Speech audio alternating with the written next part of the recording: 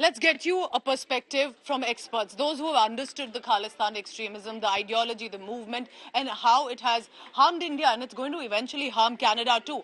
Joining me, Terry Milski. He's a senior journalist. He's written books on Khalistan, so he is the expert that we have on the panel right now.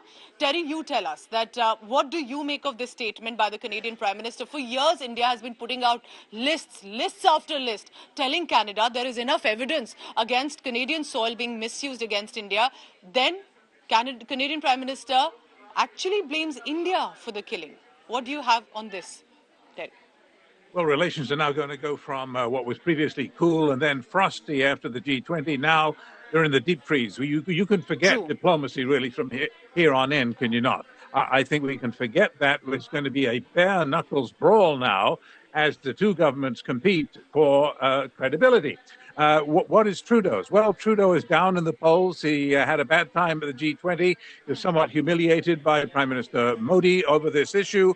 So he's fighting back. He's saying, okay, well, we've got you. We're going to implicate your government in a murder on Canadian soil.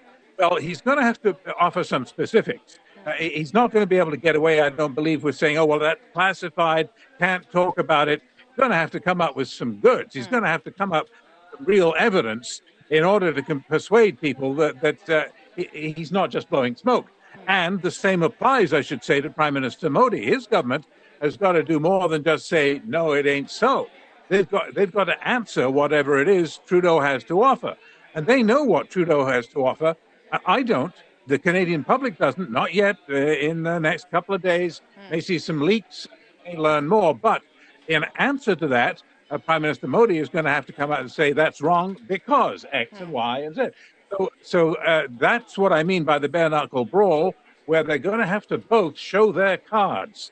And it's going to be a painful period, I think, especially for the Canadian government, because we've taken the initiative. We have said that these are credible allegations of a potential link. Well, they can say potential all they like, but they've acted on it. They've already taken action. They've already kicked out a senior diplomat from the Indian High Commission. So if they're already acting on it, it's got to be more than potential, hasn't it? And they better prove it. So either they prove it in short order and come up with some good evidence, or Trudeau is finished. That's the big point you're making. Why not put in the evidence if you were so strongly convinced that this was India, so to say, behind the killing of the extremist? But also my second question here, Terry, you've been writing on these books and about Khalistan movement, not recently, but ever since the Kanishka bombing has happened, that led to the loss of life even of Canadian citizens. So this is not just about India or India's concerns, but it concerns Canada as much. How do you think that this reflects politically? Is this vote bank? Is this political pressure? Because there are a lot of people who would disagree to how Canadian Prime Minister is literally attempting to break down relationship between India and Canada. And over what? Over an extremist who India wanted to be extradited. Yes, well, there are different, you've got to understand, there are different standards, and Canada doesn't necessarily have to agree with everything that India tells it. India can say, we want these terrorists extradited, blah, blah, blah. Sure. Canada is entitled, any government is, to look at it and say, well, I'm sorry, that evidence doesn't meet our standards. And so the answer is no. And that there's a long history and a painful one between India and Canada on that issue. I'll spare you some of the details, just mention one. The Air India bomber, the Kanishka bombing of 1985. India asked for his extradition in 1982, 3 years before the bombing. They outed him as a wanted international terrorist and the murderer of two policemen in India. And the father of Justin Trudeau, Pierre Trudeau, was the prime minister and said no to Indira Gandhi. No, you can't have him. So there's a long history of Canada saying your standards aren't our standards. We don't think you've got the evidence. Well, now the tables are turned. That's the important thing. It's Canada who's making the accusations, and Canada who better substantiate them. Because if they can't, this is going to be a fiasco, and it could be Justin Trudeau's last fiasco in power.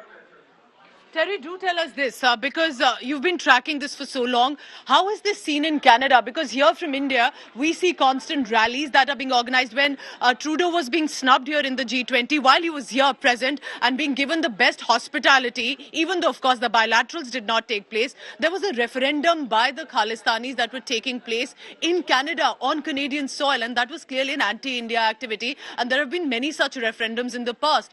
What happens to Canada here on? Because this is a boost to the to the pro-Khalistan extremists there. Well, it remains to be seen what price Canada is going to have to pay for upping the ante by escalating the existing dispute to this very high level. You mentioned the referendum. There's no doubt that's an important irritant. But in Canada, it's perfectly legal if people want to get together and have a peaceful vote.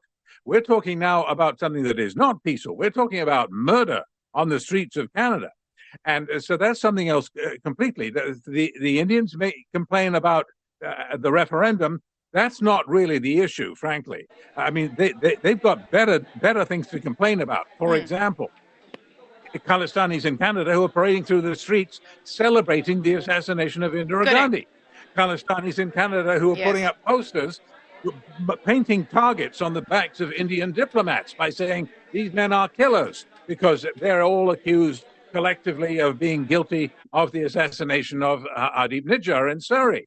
So there are some Terry, things. how do you think like the Canadian Prime Minister should have gone about this? Do you think they should have presented the evidence likely in the Parliament, then maybe sacked the diplomat, then maybe summoned the envoy, rather than say credible allegations and we sack the diplomat? Well, it may be so, but remember that Modi has escalated as well. I mean, it takes two to escalate. And remember that when your prime minister basically punches our prime minister in the nose rhetorically, I mean, by telling him that Canada is harboring people who are threatening the lives of our diplomats, which is exactly what Modi accused them of, then there's already been some escalation, let's agree. But the thing is now is that Trudeau has turned it up about as high as it can go. When you start kicking out diplomats, there's not a whole lot more you can do short of declaring war. So this is, in diplomatic terms, this is the highest level. I would expect India to respond quickly and in like manner. I don't think Foreign Minister Jaishankar's statement is the end of it by any means. I think we'll probably see a tit-for-tat expulsion. Maybe India may even go higher, go all the way up and kick out the High Commissioner. Who knows what we'll see in the days ahead? But it's not going to get more peaceful. It's not going to get more It's not looking good. It's not looking good at all between India and Canada right now, and it remains to be seen how the relationship progresses. I really appreciate you, Terry Milewski. He's a senior journalist, written books on Khalistan, has been tracking the movement for decades now. Thank you so much for joining us on India Today.